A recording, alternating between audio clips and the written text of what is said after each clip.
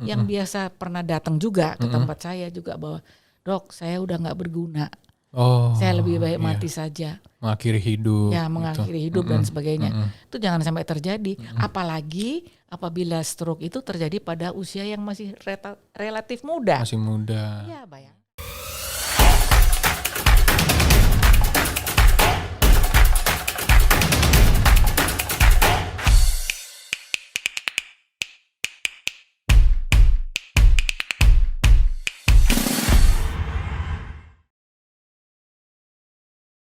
Dokter, Ya. kita mau syuting. Malah joget-joget. Loh, Udah mulai dari tadi dokter. jadi waktu gue joget, Udah kebayang nggak tuh ditonton sama satu Indonesia Raya? Aduh. tunggu, dengar dulu. Oke. Halo dok. Hai. Selamat datang dokter. Aduh, Gerald, di studio apa kabar? kita. Kabar saya baik. Dokter gimana kabarnya? Happy terus nih Alhamdulillah, kayaknya. happy, harus happy terus. Harus happy terus ya dok ya. Alhamdulillah. Oke dok. Mau langsung atau kita mau joget dulu nih?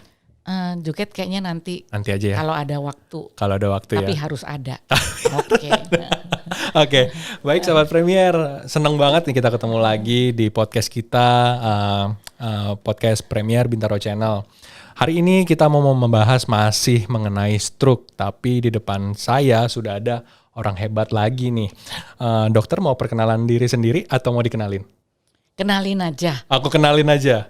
Nih, kalau Kenalin. awas ya salah ya. Aku kenalin aja deh. Iya, Pokoknya iya. nama panggungnya adalah Dr. Yeni DP, spesialis kedokteran jiwa di Rumah Sakit Premier Bintaro. Halo dok ya. Halo. Sapa dulu dong netizen kita. Halo teman-teman, halo friend. Halo sahabat Yeah. Premier gitu. Sekarang gini yang halo guys. Halo Yeah. guys. Iya. Oke dok, tanpa membuang banyak waktu kita langsung aja dok ya. Oke. Oke dok, kemarin itu kan tanggal 29 Oktober bertepatan dengan Hari Stroke Sedunia atau World Stroke Day gitu ya dok ya. Nah, untuk membahas mengenai penderita stroke ini, kadangkala kan juga agak terganggu secara psikologis gitu ya dok ya. Nah dokter kan master di sana gitu ya dok ya. Ini saya mewakili sahabat Premier yang mungkin ada pertanyaan-pertanyaan seputar penderita stroke, bagaimana untuk kembali lagi ke psikologis yang seperti sebelum dia menderita stroke gitu dok ya. Oke, langsung aja yang pertama. Itu ada isu dok bahwa penderita stroke itu seperti kadangkala bertingkah seperti anak-anak gitu ya dok ya, dan kepribadiannya itu mengalami perubahan. Itu kenapa bisa terjadi seperti itu dok?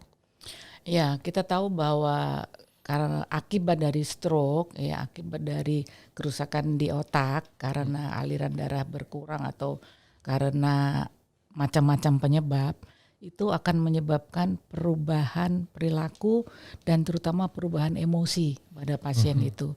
Sehingga dia akan memperlihatkan emosi, bisa emosi marah, naik emosinya, atau emosi turun, atau emosi datar, atau dia menjadi lebih irritable. Irritable dalam arti kata mudah marah. Kemudian karena dia mudah marah, mudah nangis. Ya enggak?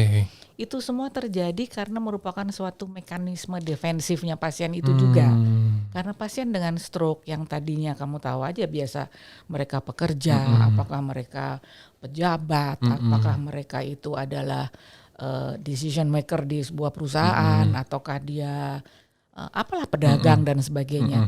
Yang tadinya aktif mendadak mengalami stroke, apakah bisa karena kelumpuhan, ya kelumpuhan dari setengah badannya, atau dia mengalami kondisi di mana dia afasia dalam arti kata bisa mengerti tapi nggak bisa ngomong, atau bisa ngomong tapi pengertiannya beda, sehingga orang lingkungannya akan merasa bingung, nggak nyambung, nggak gitu nyambung, ya? karena nggak nyambung, maka membuat lingkungannya jadi memberikan reaksi yang berbeda, tidak sesuai dengan kemauan dia.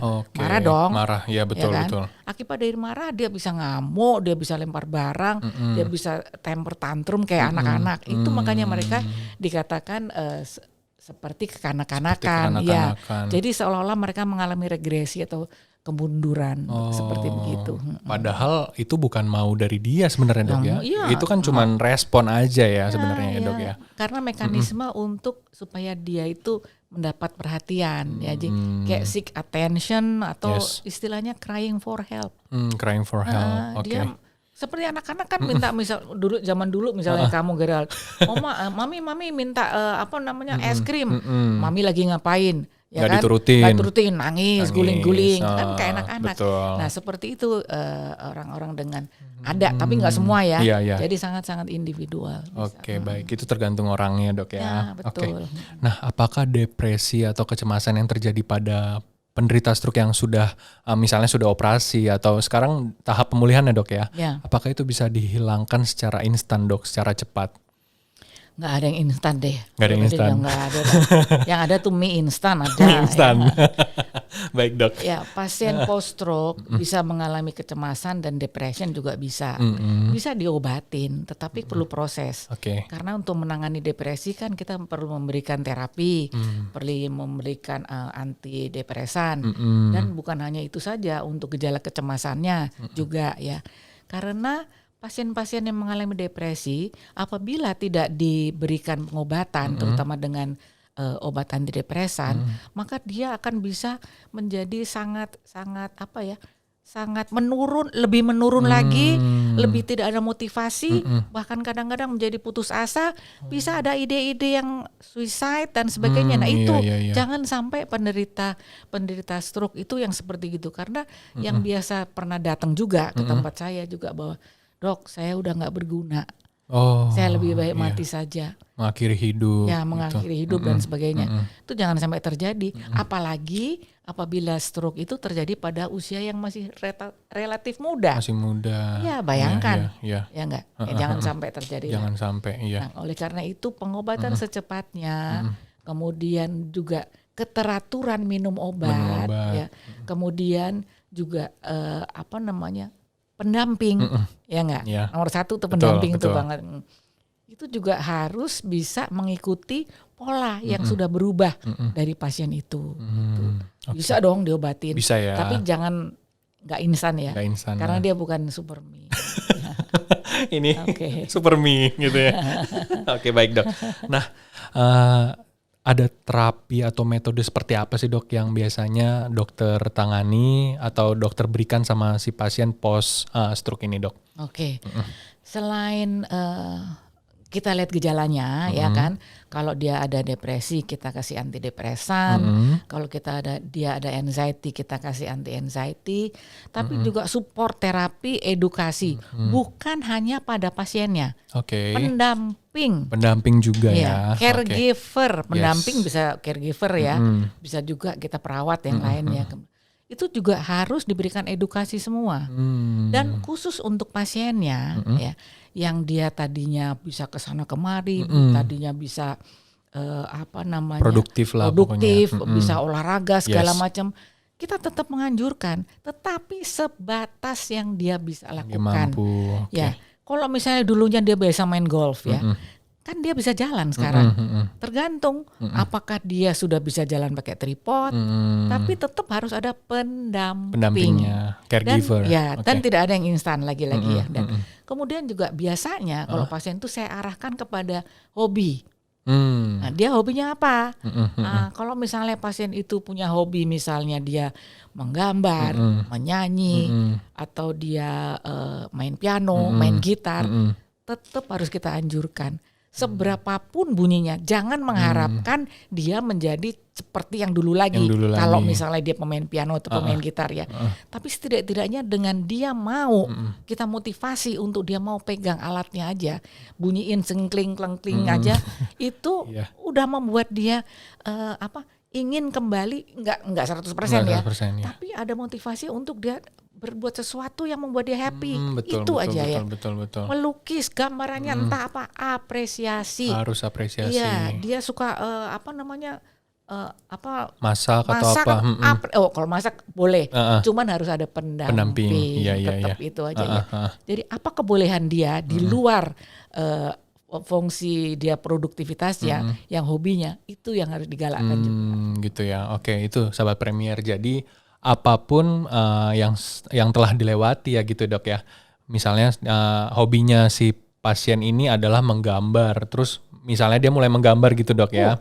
Menggambarnya walaupun belum 100% seperti dulu, itu tetap harus diberikan apresiasi gitu sahabat Premier. Itu untuk membangkitkan kepercayaan diri begitu Dok ya. Menyanyi dengan gitu. suara apapun, nah, tetap kita apresiasi. Harus yuk. apresiasi. Karena itu kan membangkitkan, kan tujuannya kita buat dia. Iya betul, betul. Supaya dia bisa menciptakan happy dari dirinya sendiri.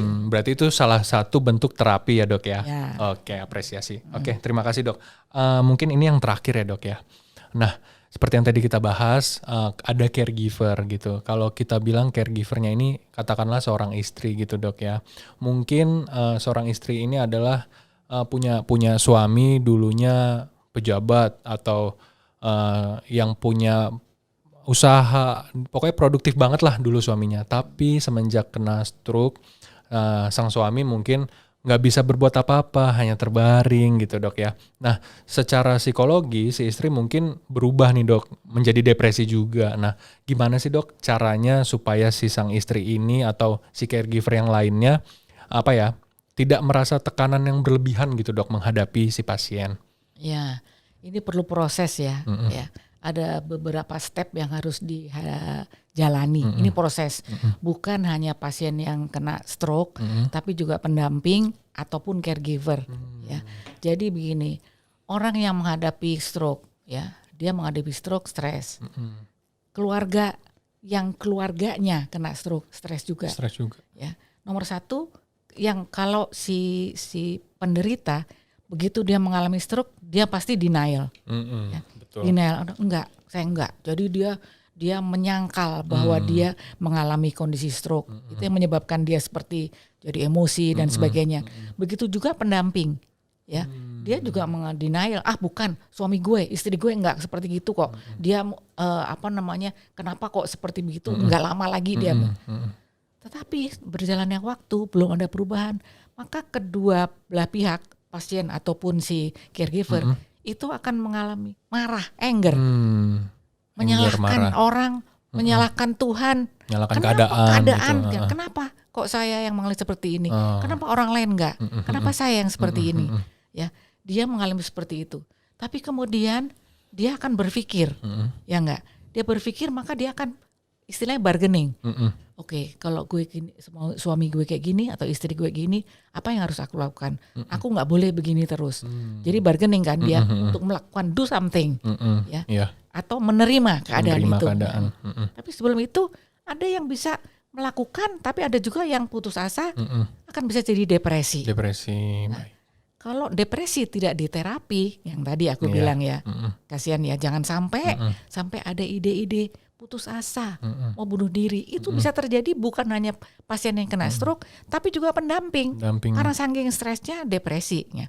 Tetapi waktu di mana kemudian ya tentu dengan doa, nggak mungkin ya nggak doa. Betul Dok. Ya, nah dengan adanya doa, kemudian dia mendapat pencerahan, dia mendapat hidayah dari Allah, maka dia akan bisa menerima kondisi seperti ini, kondisi suaminya stroke, kondisi istrinya stroke, dan pasiennya juga menerima kondisi stroke, maka dia akan bisa menjalani hidup ini sesuai dengan kondisi saat ini. Oke Dok, well ingat noted. Ya, siap. Bahwa kita sudah terjadi perubahan, kita beradaptasi dengan perubahan itu. Nah itu insya Allah akan membuat menjadi lebih happy, lebih baik lagi. Pasti, insya Allah. Jadi sikap menerima keadaan itu perlu banget ya Dok ya. Sangat perlu ya. Oke. Dan ingat satu lagi, caregiver ya. Caregiver itu kadang-kadang karena pasien-pasien stroke itu tidak mudah ya untuk menjalani teori yang seperti aku katakan. Perlu waktu. Waktunya bisa setahun, bisa 2 tahun, bisa sampai segitu ya. Nah itu kadang-kadang caregiver itu justru yang frustrasi. Kalau yang orang stroke-nya ya dia udah emosi, udah diobati, udah oke. Tapi yang frustrasi yang pendampingnya. Malah gantian Dok ya. Nah kalau itu tidak juga mereka punya penyadaran bahwa mereka juga butuh orang untuk ngomong, ya apakah mau ke psikolog kayak atau ke psikiatri kayak boleh juga. Itu yang sangat penting. Nah kadang-kadang ya dampak yang terjadi pada caregiver itu, apakah keluarga apa orang lain, itu membuat mereka juga mengalami depresi. Iya betul dok. Jadi insight atau awareness tentang kondisi seperti ini yang biasanya saya edukasi apabila pasien datang diantar oleh siapapun. Itu perlu. Itu juga diedukasi ke pendampingnya gitu betul. ya dok ya. Oke dok, sebagai akhir dari podcast kita, mungkin dokter ada pesan untuk sahabat Premier yang lagi dengerin podcast kita. Boleh silakan dok. Teman-teman sekalian, atau sahabat-sahabatku dari Rumah Sakit Premier Bintaro, ya memang untuk menerima kondisi salah satu anggota keluarga kita menderita stroke itu tidak mudah. Ya. Tetapi tetap kan harus kita jalanin.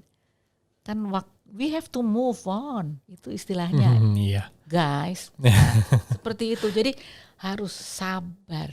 Iya, harus Orang sabar kekasih Tuhan. Aduh, mantap sekali dokter. Semoga seperti begitu. Jadi intinya adalah sahabat-sahabat sekalian, sabar. Sabar. Sabar dan sabar. Iya. Oke. Karena instan hanya milik Tuhan. Itu ya dok ya. Waduh mantap sekali. Oke sahabat Premier, senang banget ya dokter Yeni bisa menemani kita di podcast kita kali ini. Jangan lupa apabila sahabat Premier semua mendapatkan informasi-informasi yang berguna mungkin buat relasi atau rekannya sahabat Premier yang membutuhkan informasi seperti yang disampaikan dokter Yeni, jangan lupa untuk di-share ya. Karena banyak di sana yang mungkin membutuhkan. Jangan lupa untuk di-share. Dan jangan lupa untuk like, komen, dan follow semua sosial media Rumah Sakit Premier Bintaro. Oke dokter Yeni, kita lanjut joget lagi? Joget lagi. Tapi kita dadah dulu kayaknya buat sahabat Premier. Bye. Sampai ketemu lagi di podcast kita selanjutnya. Dah. Dok, kita joget lagi dok.